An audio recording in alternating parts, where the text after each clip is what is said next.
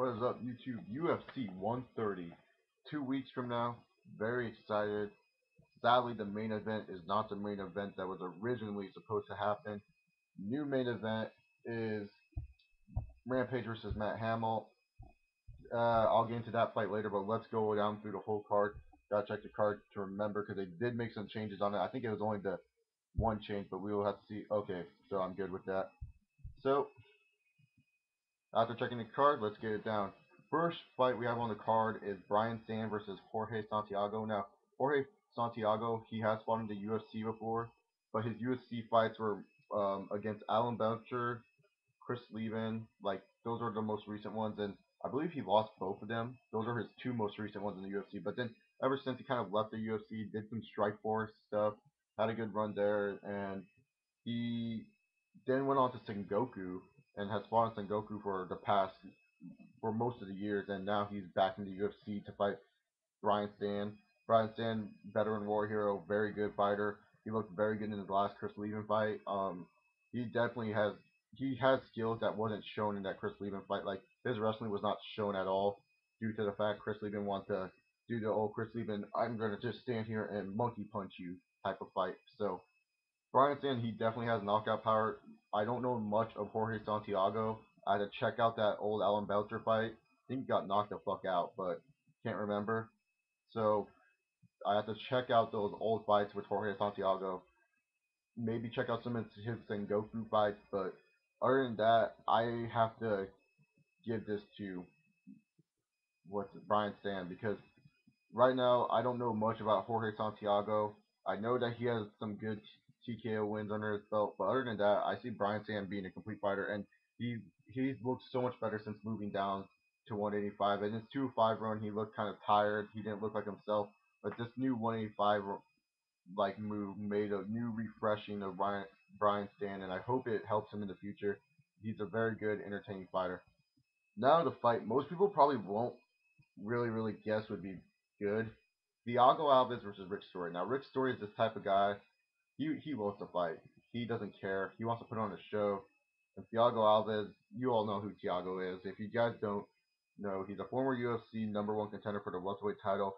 He fought against GSP, lost to GSP, in a unanimous way. You know, GSP dominated Thiago Alves, but Thiago Alves has a lot of good game plan.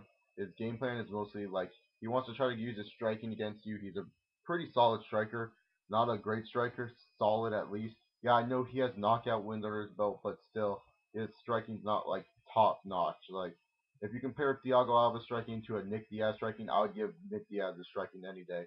Nick Diaz is a phenomenal striker. But anyways, Thiago Alves, Rick Story. Rick Story could surprise and beat Thiago Alves. I mean, he's not a bad fighter whatsoever, but just because Thiago has that pedigree against him, and I feel like they kind of put this fight because they figure it would be a good matchup for Thiago, and Thiago could exploit Rick Story's weaknesses easily.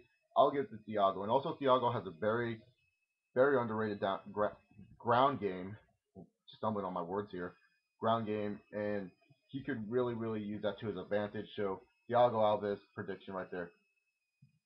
Stephen Struve, Matt Brown. You know, Matt Brown, Stephen Struve. The only thing that Travis Brown. Why did I say Matt Brown? Travis Brown. Sorry, Stephen Struve, Travis Brown. Um, Struve, he he's 6'11". He's a tall motherfucker. His nickname is the Skyscraper, and he does have some knockout power. He has a ground game. He's surprisingly good on the ground, which surprised me when I first saw him. I thought, how can a tall fighter like this be good on the ground? But he's surprisingly good on the ground. His strikes are pretty dangerous, but the thing is, the last time I saw him fight, like just personally me see him fight, like I don't really go on to see like old fights that much, but when I get a chance, I will. So I'll do more tape research on Stephen Struve to see what his last fight was. But the last time I saw him fight was against Roy Nelson. He got knocked the fuck out. And Travis Brown does have fucking knockout power, believe it or not. So I think Travis Brown, if he can, and so his chin's a suspect, Struve.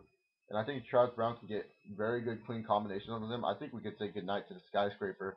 His chin's not that great, but Travis Brown, he hasn't looked impressive in his last fight with Chick Congo. I mean, it was terrible. He barely. he was lucky that that Chick Congo made a stupid mistake and grabbed his trunks. Otherwise, have it it would have not gone in Travis Brown's favor. I had Congo winning the fight by split decision, but thanks Congo did that pulling the shorts, you know, he it was a draw. And not saying I know split decision, but Chick Congo is not really that great of a fighter either.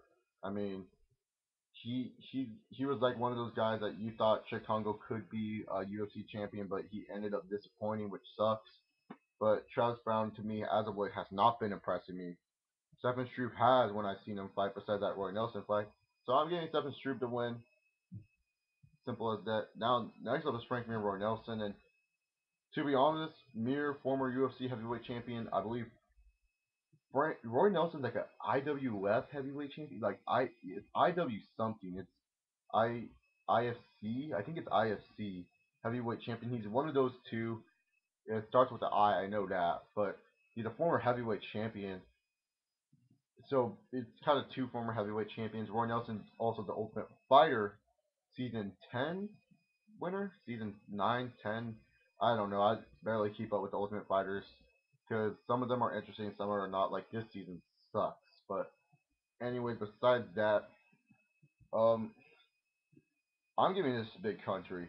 I know Frank Mir has great ground game and stuff, but Big Country has a good ground game too. He won a freaking title in in Abu Dhabi for Brazilian Jiu Jitsu. Like he's a good grappler, and I believe I read somewhere that him and Frank Mir actually had a grappling match, and Big Country defeated Frank Mir in that. But that was like way back then, and Frank Mir wasn't as big as he is now. Like if you notice Frank Mir from when he fought Brock Lesnar, and then you look at that Chick Congo fight, and it's definitely the Krokoff fight, you see Frank Mir has gone big, and it's not like fat. He's actually looking really, really buff and big and strong. Like he's actually looking really good. So I don't know. Maybe if Frank Mir bulked up a lot for this fight, it'll be interesting to see. But right now, I have Big Country winning this. I feel Big Country. He does have knockout power with those big hands of him. I mean, he has barely any reach, but bam, one big punch, clean punch of Mir, and I see Mir doing the sleep. So I have Big Country winning just because the fact that I feel like if he could have beat Frank Mir in a grappling match, I feel like he could easily be able to submit him. I don't see how Frank Mir is going to take down Big Country. So it'll be interesting to see. Also, Frank Mir's striking is a factor. It's kind of like out there. You don't know if it's good, you don't know if it's bad, but it can definitely hurt. I mean, he beat Nogueira at the striking, so we'll have to wait and see. So, but that's the co-main event of the evening. So, yeah. Now we on to the main event: Rampage versus Hammil. Um, just saying to all you Rampage guys that this is not going to be an easy fight for Rampage, and I'll get out to it. And also for all you people who don't really follow UFC that much, and you watching this event for the first time, and you Matt Hamill, and he talks funny, it's because he's deaf. Like he does sign language. Like he's like hard of hearing kind of thing. I don't even know, but he's deaf, but he can hear his like a little bit of his voice and sound. So when he talks, like he will have like he'll sound like like mentally challenged. So, just giving you out there, if you guys hear him talk, Matt Hamill is not mentally challenged. He's just deaf. So, just a heads up to you guys. So, if you guys are watching this fight live or via stream or pay per view, whatever you guys watch it, and it's your first time watching the UFC and you're hearing Matt Hamill talk, just know that he's deaf. So, now that that's out of the way, we get on to Rampage Matt Hamill. Now, people are really, really when this fight was even made, they're like, Rampage is going to tool this guy. Rampage number one. Rampage this. Rampage that. Really, I don't think Rampage is going to tool Matt Hamill because the thing is, Rampage is very, very good in the striking, yeah, but he's also good in one thing that he's kind of like not really used, and that's his wrestling. His wrestling was very good. It's very good. I mean, I believe he's like a college wrestler. I think I'm not sure about Rampage's wrestling. I don't really follow that much of Rampage's background, but I know he has a wrestling background, and he showed it in the Dan Henderson fight, and he did very good using his wrestling in that Dan Henderson fight. I believe at UFC 82 conflict, I think, and it was in the O2 Arena. Can't remember, but he showed that wrestling against the Dan Henderson fight. But the thing is, Matt Hamill as of late, he's kind of riding a little hype train. He defeated John Jones via DQ. which means nothing to me because John Jones was dominating that whole fight. He defeated Tito, and that's a good accomplishment. And the thing is, he out wrestled Tito, and that's where this fight is going to come down. Matt Hamill, he knows that his striking is not as good as Rampage, and he knows Rampage has that big old right hand.